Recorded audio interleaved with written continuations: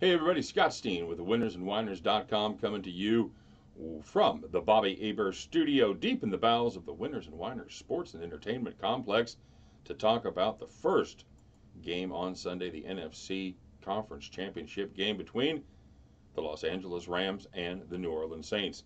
As always, if you like us, give us a thumbs up, give us a subscribe if you'd like to see more of our videos, and don't forget to click the little bell when you subscribe to make sure you get alerted every time we post a new video.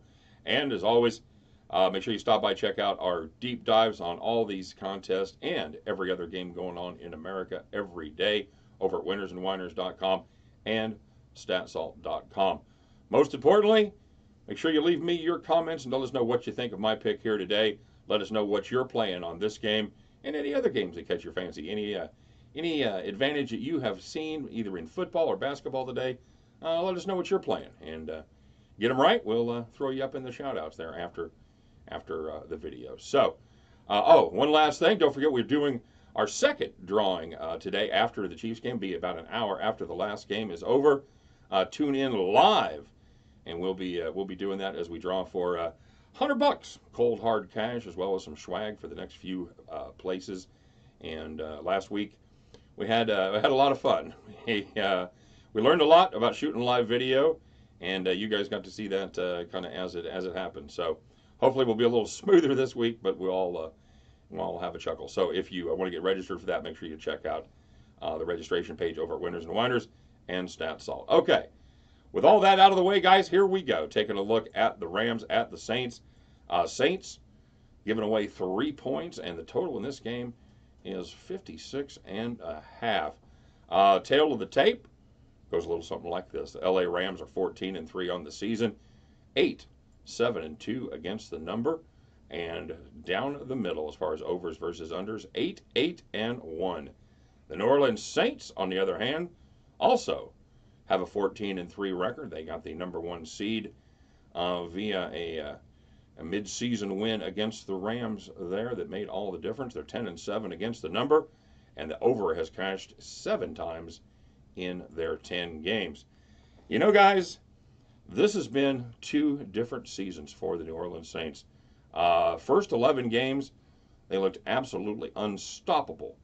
They averaged 37.8 points per game, and they were 10-1 straight up, 9-2 against the number.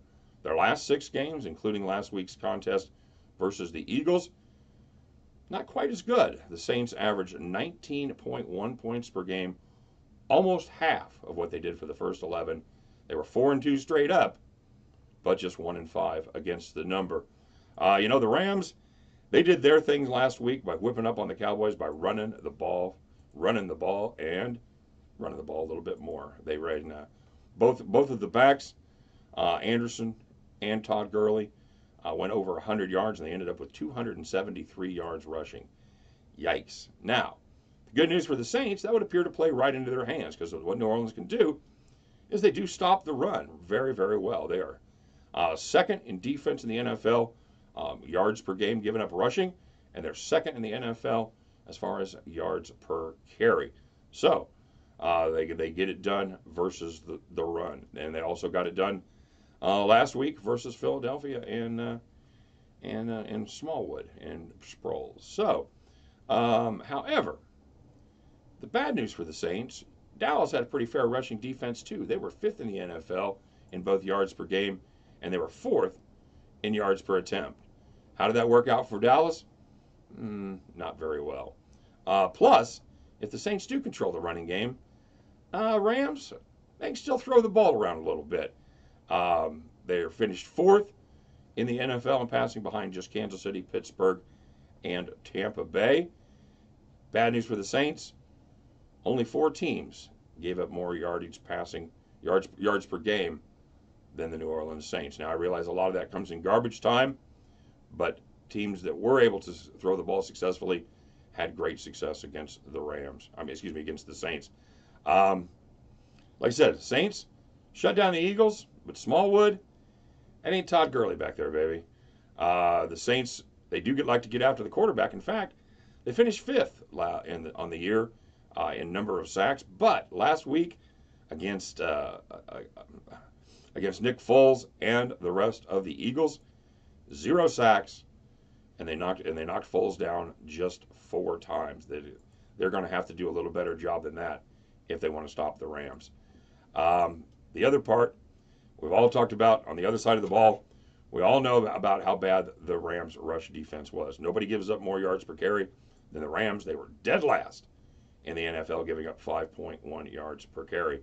Last week, however, when Zeke came to town, the Rams were ready. They gave up just 50 yards on 23 carries to Dallas. Now, I know that home game makes all the difference as far as defense goes, and I expect the New Orleans Saints are going to have a little more success against that Rams defense. But I think the Rams are going to have a little something for them as far as their rush defense.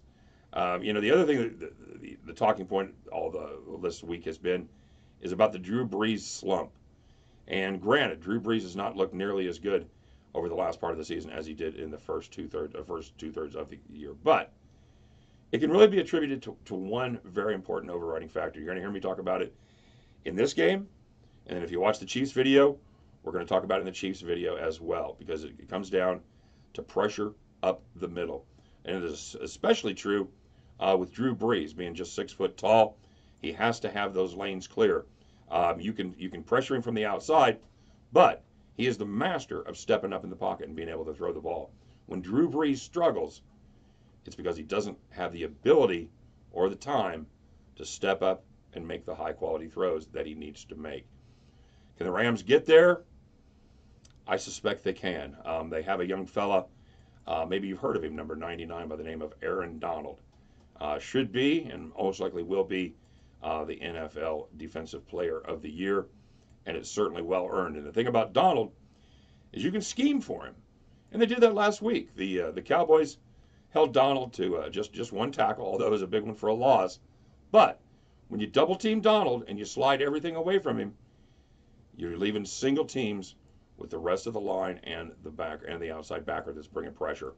That is not good, because you've still got him Dominican Suh, which ranks out at he's, according to Pro Football Focus, the 24th best interior lineman out of about 120 in the NFL, so he can still play a little bit as well.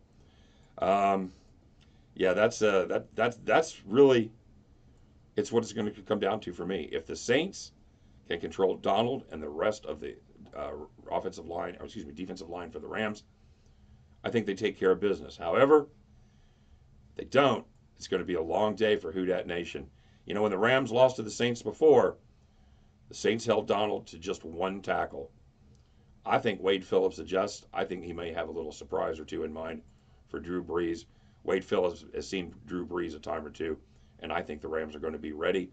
Plus, I don't think the Rams defense, at the end of the day, is going to be up to the task of the Saints defense, rather, is going to be up to the task of shutting down the Rams. Give me the Los Angeles Rams plus 3 points. We will see the Rams in the Super Bowl. All right, guys, get down on this one. At the end of this contest, you can join me as we head back to the window. Good luck, everybody.